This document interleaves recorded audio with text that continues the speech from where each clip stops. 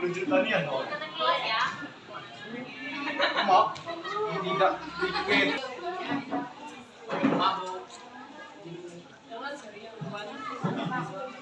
Oke, sudah semua ya?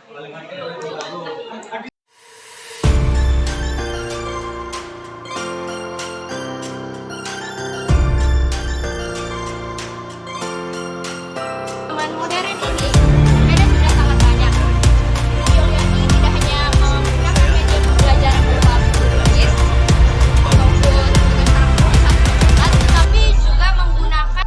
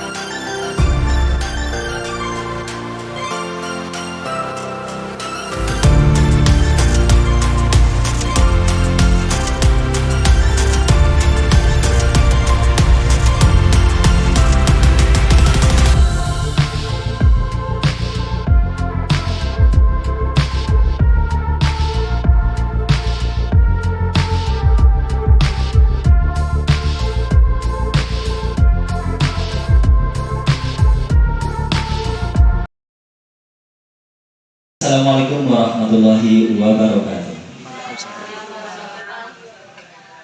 Selamat pagi, salam sejahtera untuk kita semua. Waka SMA Negeri 1 Sarawangun dan seterusnya Bapak Ibu bahagia. Selamat datang kami ucapkan di acara sosialisasi budaya positif di lingkungan sekolah. Dalam hal ini akan dilaksanakan di SMA Negeri 1 Sarawangun. Ibu Yuliani SPD, kepada Ibu kami silakan. Bismillahirrahmanirrahim. Assalamualaikum warahmatullahi wabarakatuh. Panjang, pendek, pendek. Oke. Baik Bapak Ibu, kita lanjut lagi materinya ya. Kita menuju materi tentang posisi kontrol. Tapi posisi kontrol ini ada posisi kontrol yang menjadikan identitas gagal pada anak. Dan ada juga yang malah meningkatkan kemampuan anak untuk bertanggung jawab, mandiri, kemudian mau melakukan disiplin di sekolah. Nah, yang pertama posisi kontrol sebagai penghukum. Nah, posisi yang paling ideal untuk seorang guru terhadap anaknya yaitu posisi sebagai manajer. Di mana kalau sebagai manajer kita memberikan arahan, kita menuntut ya sesuai dengan tujuan pendidikan yang disampaikan oleh Ki Hajar Dewantara. Kita menuntut anak sesuai dengan kodratnya, baik kodrat alam atau kodrat zaman, ya sesuai kodratnya. Jadi kita tuntun.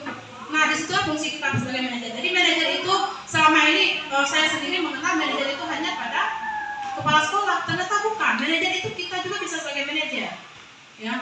Jadi kita memantau. Nah, untuk melakukan fungsi sebagai manajer, kita melakukan proses yang namanya segitiga restitusi.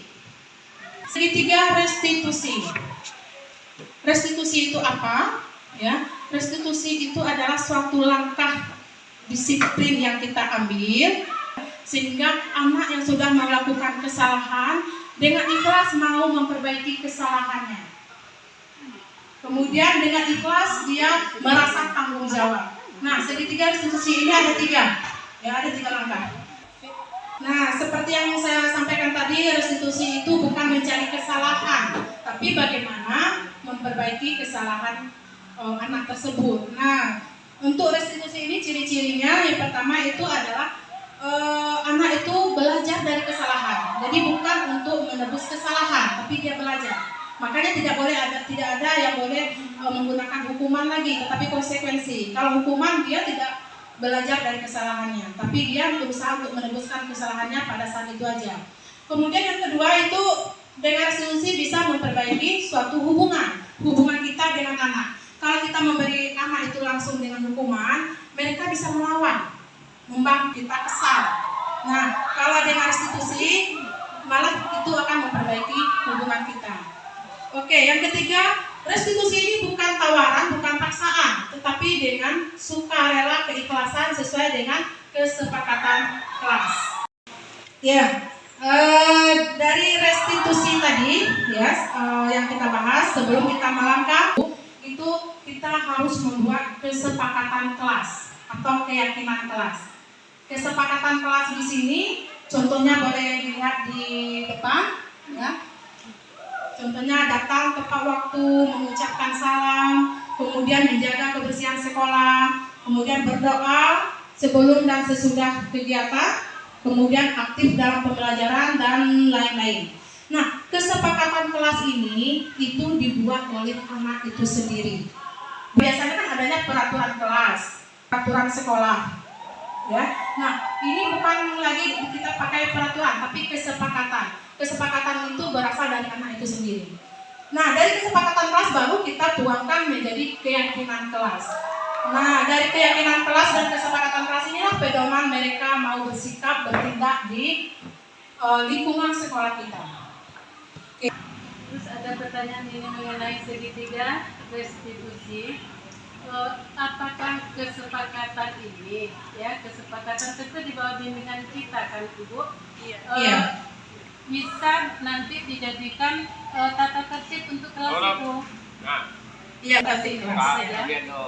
Kesepakatan yang dibuat di kelas yang kita minta ke anak sesuai dengan kesepakatan bersama anak yang meminta sesuai dengan apa yang diinginkannya. Nah, nanti bisa kita pasang di pojok-pojok kelas, ya.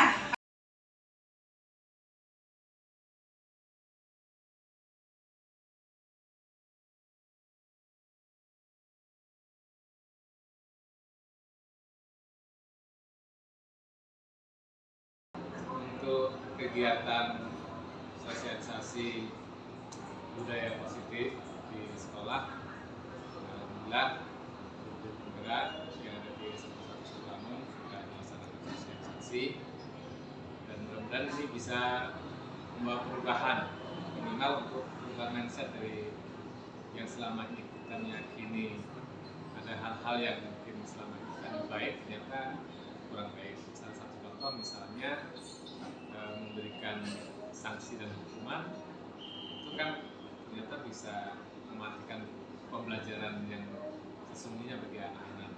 Kemudian memberikan penghargaan, ternyata tidak semua penghargaan bisa berdampak positif ya. Nah di sini mudah-mudahan bisa merubah pola pikir atau mindset dari kawan-kawan yang ada di sekolah ini untuk mengikuti teori-teori yang terbaru sebagaimana yang sudah digunakan dalam proses pendidikan. Terima kasih.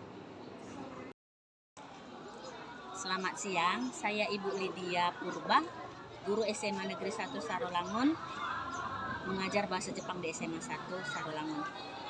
Sedikit saya mau menceritakan bahwa sebelum libur kemarin, saya mengikuti sosialisasi tentang budaya perlakuan yang positif. Banyak hal yang saya terima dari hal sosialisasi kemarin yang berkaitan dengan perkembangan pendidikan pendidik di SMA Negeri 1 Sarolangun, terutama di bagian karakter. Budaya positif ini sangat penting untuk mendampingi ilmu anak-anak supaya di kemudian hari mereka tahu apa itu arti berkelakuan yang baik. Selain itu, banyak hal-hal juga yang saya peroleh setelah saya belajar tentang apa itu budaya positif buat saya sebagai guru untuk memberikan motivasi-motivasi, gambaran-gambaran yang baik yang tidak pernah saya pikirkan untuk mengatasi perkembangan dan gelora atau gejolak perkembangan anak di sekolah kita. Terlebih sebagai guru, kami yang mengajar di sini, saya adalah rekan kerja dari Ibu Yuliani, guru biologi. Saya juga melihat bagaimana beliau bisa membina, bisa menggambarkan, bisa memberikan deskripsi tentang budaya positif buat anak-anak.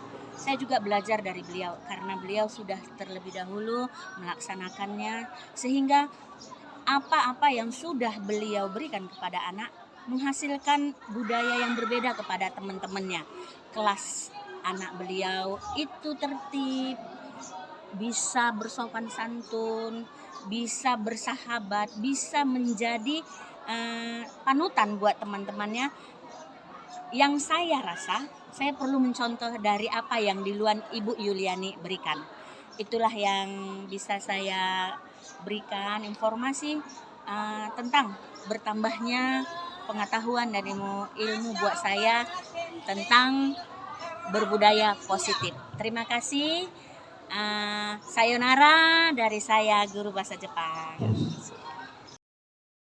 Assalamualaikum warahmatullahi wabarakatuh. Perkenalkan, nama saya Anissa Sikulova. Saya dari kelas 12 IPA 1. Menurut saya, budaya positif yang diberikan oleh Ibu Yuliani sebagai calon guru penggerak ialah sangat baik. Di mana dalam budaya positif tersebut kami bersama-sama menyepakati kesepakatan kelas, yaitu seperti datang tepat waktu, menjalankan piket dengan rutin, menjaga kebersihan, menjaga ketertiban kelas, sopan santun dan selalu menerapkan 3S, senyum sapa salam, mengerjakan tugas tepat waktu juga. Lalu kami diajarkan bagaimana hidup rukun dan toleransi antar beragama ataupun antar suku.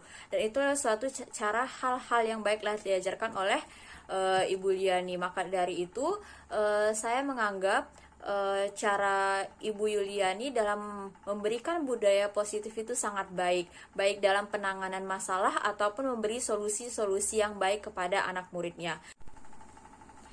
Lalu, dari budaya positif yang telah diterapkan oleh Ibu Yuliani, kami dapat menjalankan ketertiban kelas dengan sangat baik dalam pembelajaran. Apalagi kami sebelum pembelajaran kami diselingi dengan literasi, di mana kami dibudayakan untuk rajin membaca, dan serta ada juga membaca Al-Quran atau bagi agama lain bisa membaca kitabnya masing-masing.